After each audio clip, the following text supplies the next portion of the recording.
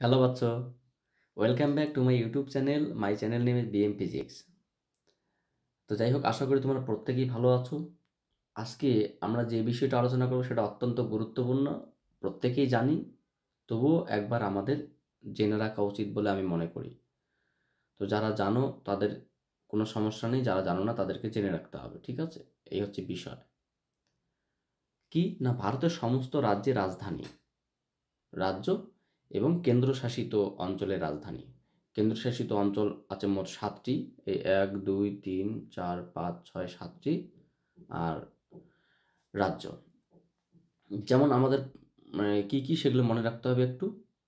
রয়েছে অন্ধ্রপ্রদেশের রাজধানী হচ্ছে অমরাবতী, অরুণাচল প্রদেশ ইটানগড়, আসাম দিসপুর, বিহার পাটনা, ছত্তিশগড় রায়পুর, গোয়া পানাজি, গুজরাট গান্ধীনগর, হরিয়ানা চণ্ডীগড়, হিমাচল প্রদেশ সিমলা, ঝাড়খণ্ড রাঁচি, কর্ণাটক বেঙ্গালুর, কেরালা তিরুবনন্তপুরম, মধ্যপ্রদেশ ভোপাল, মহারাষ্ট্র মুম্বাই, মণিপুর ইম্ফল, মেঘালয় শিলং, মিজোরাম আইজল, নাগাল্যান্ড কোহিমা, ওড়িশা ভুবনেশ্বর।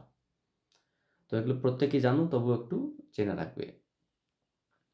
যেমন পাঞ্জাব চণ্ডীগড়, রাজস্থান জয়পুর, সিকিম গ্যাংটক, তামিলনাড়ু চেন্নাই, তেলেঙ্গানা হায়দ্রাবাদ, ত্রিপুরা আগরতলা, উত্তরপ্রদেশ লখনৌ, উত্তরাখণ্ড দেরাদুন, আর পশ্চিমবাংলা কলকাতা।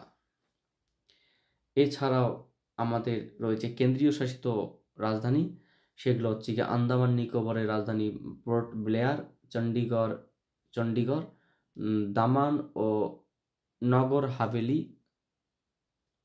দমন ও দিউ এর রাজধানী দমন, জম্মু কাশ্মীরের রাজধানী জম্মু ও শ্রীনগর, লাদাখ এর রাজধানী লেহ, লাক্ষাদ্বীপ এর রাজধানী কাভারাত্তি, আর পুদুচেরির রাজধানী পুদুচেরি।